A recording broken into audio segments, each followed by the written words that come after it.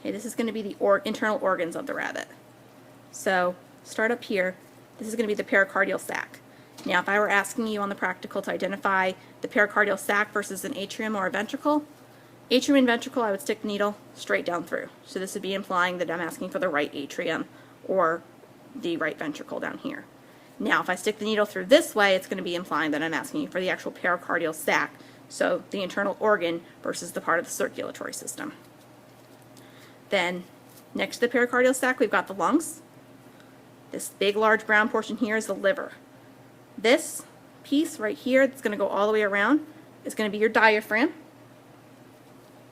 Under the liver, if you lift it up, you're going to see that green portion right there by my finger. That's going to be your gallbladder. Underneath the liver, this is your stomach right there. Lifting up the stomach and moving out the intestines, you can see your kidney, which is going to be right there.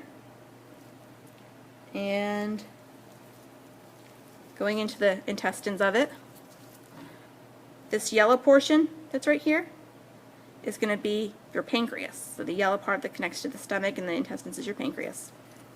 When getting into the digestive system and looking at the large intestines and the small intestines, remember that the small intestines is going to be comprised of the duodenum, which is the part that directly connects to the stomach, so right up here. After the duodenum, you're going to get the jejunum, which is a portion of the small intestine. That's right here. The jejunum is going to attach to your ileum, which is right there. And then you've got your cecum, which is the thick portion of the large intestines. You can see it's significantly larger than the jejunum in size. Jejunum, cecum.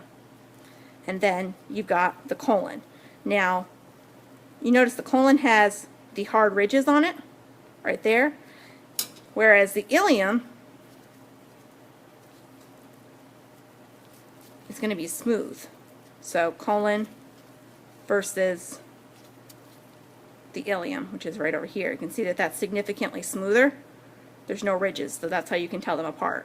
So just if you're stumped on what you're looking for, just by knowing that the colon is the part with the ridges, you can, process of elimination, determine that this is the cecum, knowing that that's the two components that make up the large intestine.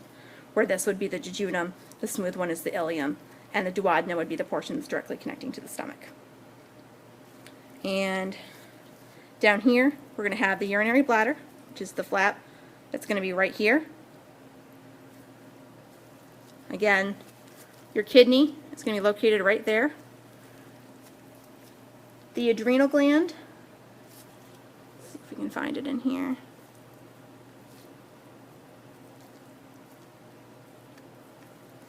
Look on the other side.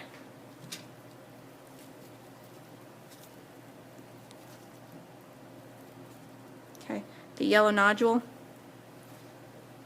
right there in the rabbit, that's going to be your adrenal gland. Moving into the neck, you're going to have the esophagus is going to be in the back, whereas the bronchial tube and the trachea will be in the front.